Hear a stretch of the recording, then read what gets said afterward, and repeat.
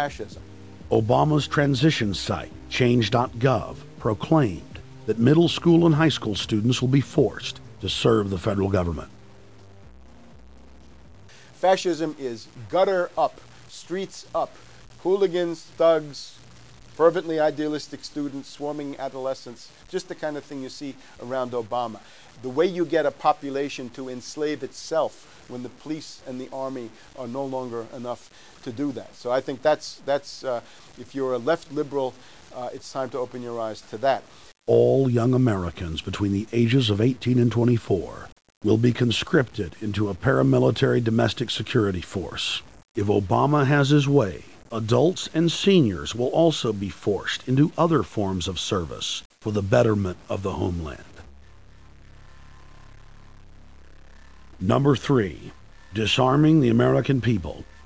Obama operatives in the Congress have introduced more than 10 bills that would end the Second Amendment as we know it. H.R. 1022 would allow the new Attorney General Eric Holder the dictatorial power to ban any gun he wishes at will. In 2008, before the Supreme Court, in the D.C. gun ban case, District of Columbia versus Heller, Holder argued for the complete disarmament of the American people and that only the military should own firearms. H.R. 257 would ban all youth shooting sports, including YMCA and Youth Olympic shooting clubs. H.R. 45 would force all gun owners to undergo federal psychological screening, registration, and testing to keep their firearms. White House Chief of Staff Rahm Emanuel has proposed the extrajudicial banning of any American on the fraudulent no-fly list from owning any firearm. That is, if you are on the no-fly list because you are known as maybe a possible terrorist, you cannot buy a handgun in America. Over 25,000 Americans are added each month to the no-fly list, which numbers over 1 million people who have not been charged or convicted of any crime. It's a case of mistaken identity for a 5-year-old boy from Normandy Park. He had trouble boarding a plane because someone with his same name is wanted by the federal government. King 5's Mimi Jung is live at SeaTac Airport to explain. Mimi. Lori, it's hard to believe that a 5-year-old could be considered a threat, but that's exactly what happened here at SeaTac last week when Matthew Gardner showed up for a flight to LAX. As 5-year-olds go, Matthew Gardner is about as harmless as you can get.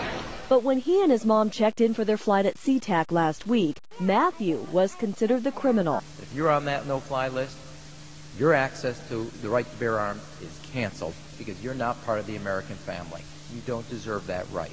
There is no right for you if you're on that terrorist list. And even though this Matthew Gardner is only in kindergarten, TSA workers still conducted a full-blown search. They searched all of our belongings. They took everything apart piece by piece. Nadia Counter says it wasn't easy being treated as a possible threat to national security. I picked up my child to give him a hug and tell him, it's okay, we're doing fine. And they reported to me that I was not allowed to touch him. He was a security risk, and they had to research me to make sure that I had not obtained any materials from him. Number 4, massive restrictions on the First Amendment guarantee of free speech. The President, Congress, and the FCC have announced plans to not only curtail speech on talk radio and newspapers, but to also regulate speech on the Internet through the Orwellian-named Fairness Doctrine. The Obama machine is also pressuring Congress to pass draconian hate speech laws that will eviscerate the First Amendment. Number 5, they plan to further federalize health care so that the government can dictate what kind of care citizens receive. Modeled after the British system, this includes rationing care and restricting what procedures the handicapped and elderly are eligible for. Number 6, Obama is already pushing to expand the Department of Defense budget and to station more U.S. troops overseas to encircle Russia, China, Iran, as well as setting up bases in Africa under the pretext of humanitarian aid, and dominate and occupy Africa through AFRICOM. So we're taking your phone call, seeing what you think of Barack H. Obama, is he a Judas goat? Is he a front man? Is he a betrayer? Let's go to Anthony in Georgia. Anthony, what's your take on Barack Obama? They put the face of Barack Obama as part of their public relations because it's like in the old folk tales about vampires. A vampire cannot force his way into somebody's house. It's against some kind of metaphysical law. So the vampire has to persuade the resident of the household to open the door and invite him in. So they're going to look at the peephole at Barack Obama, which looks like them and appears to be on their side. They're going to say, okay, here's my ally. Let me open the door and let me let this person in. And then Barack Obama is just, of course, a front man for the American empire, where he's going to have the entire U.S. Navy, the entire U.S. Army, and the entire U.S. Marines under AFRICOM command. And, of course, he's going to turn it into a new Iraq, and he's going to turn it into a new Afghanistan. Every operation that you see going on in Iraq and Afghanistan is going to propagate to the poor countries of Africa. And well, sir, I agree with you. They're looking to the people. They see a handsome, smiling African face. You know, he's all, hey, I'm from Kenya. And then it's a total bait and switch. But it's the same thing here in the United States where they would get sellout Native American chiefs to sell out their people. This is the oldest trick in the book. And he can also pacify the most downtrodden minority groups in the United States. And he's saying, hey, get ready for sacrifice. Get ready to lose your standard of living. They're like, yay, I love Obama. They could never get away with this with a John McCain. Obama basically does a couple of things. One is, again, this idea, kick the Chinese out of Africa. Kick them out of Sudan where they get oil. Kick them out of Zimbabwe where they get raw materials. Start a civil war in Congo, another big source of raw materials.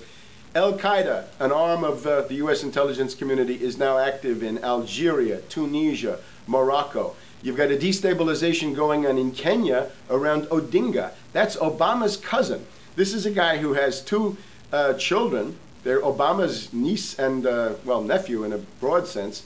And one of them is named Raul, and the other one is named Winnie, after Winnie Mandela, who did the necklacing and political assassinations in South Africa. So this Odinga is essentially a CIA destabilizing operation in Kenya, and he's got a Odinga Islamic Alliance to crush the Christians in Kenya, but this also reaches into Ethiopia, it reaches into Uganda, Congo, Tanzania, and a whole bunch of other countries in that region. So all of Africa is a battlefield in flames between the U.S. and the Chinese, with Obama leading the charge to kick the Chinese out for geopolitical reasons. Number 7, radically expand federal control over family farms and ranches through the Animal ID and Premises ID system.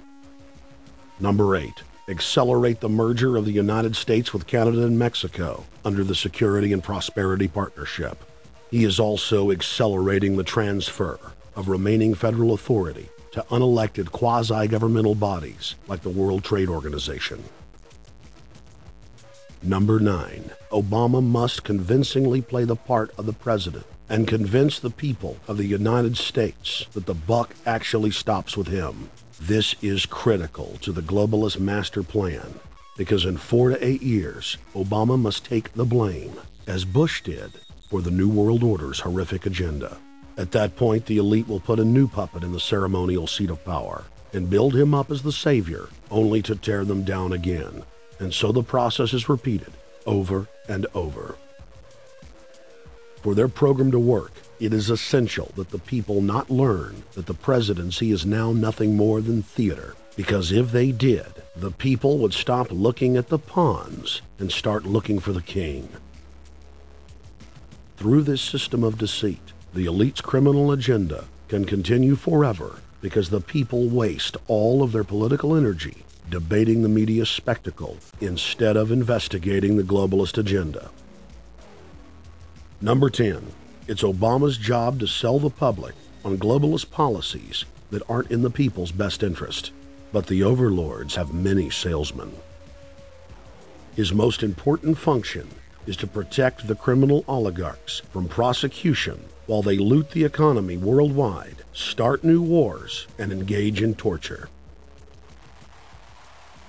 They're called Generation O, and they were the key to Barack Obama's White House win. During the campaign campaign, Barack Obama used the internet like no other candidate before him, harnessing the energy of millions of his supporters. But the question now is, what to do with this young, eager, energetic army? This gives Barack Obama and his administration contact information for so many people, so next time he needs to push his legislation, he can contact all these people. Kennedy-esque. I feel as though this was like when John F. Kennedy was elected.